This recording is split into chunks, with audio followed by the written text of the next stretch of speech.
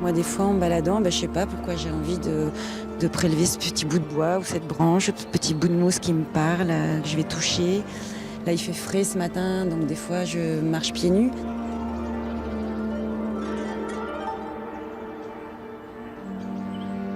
J'arrive là, angoissée, stressée, à ruminer des choses, à être en colère. Et au bout d'1 heure, 1h30, 2 heures, là, l'apaisement arrive. Pendant 20 ans, Cécile Touze est infirmière psychiatrique à Limoges. 20 années d'écoute, d'aide aux patients, puis une grande fatigue, burn-out. La forêt sera son refuge, un besoin irrépressible de cheminer sous les arbres pendant des heures. Ça s'imposait à moi, ouais. C'est le bon mot, c'était une nécessité, un besoin. Je dis que ça m'a sauvé la vie, oui, symboliquement.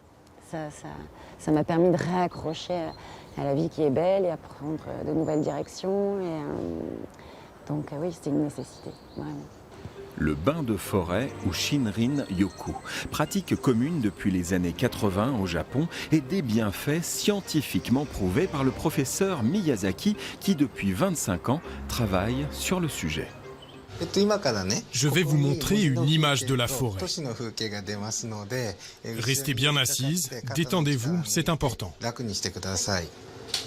Pendant 1 minute 30, ces capteurs mesurent l'activité du cerveau préfrontal de cette étudiante. Elle est plongée dans le noir, face à une image de forêt. Ici, c'est lorsque nous avons montré l'image de la forêt. Et tout de suite après, la courbe descend. Son activité cérébrale diminue, c'est-à-dire qu'elle est détendue. La courbe remonte à la fin de l'expérience, lorsque l'étudiante n'a plus la forêt sous les yeux. Quand on y réfléchit, ça ne fait que 200 ou 300 ans qu'on vit en ville. Et cette vie moderne nous demande beaucoup d'efforts d'adaptation. Et ça génère du stress.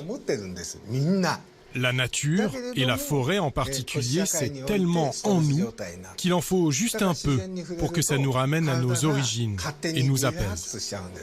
Mais il y a des molécules qui tombent des arbres, des molécules qu'ils appellent des phytoncides. Et en fonction des différentes essences des arbres, elles peuvent avoir des fonctions un peu différentes. Mais en tout cas, elles imprègnent votre corps, vos cheveux, votre visage, toutes les parties qui sont à l'extérieur aussi.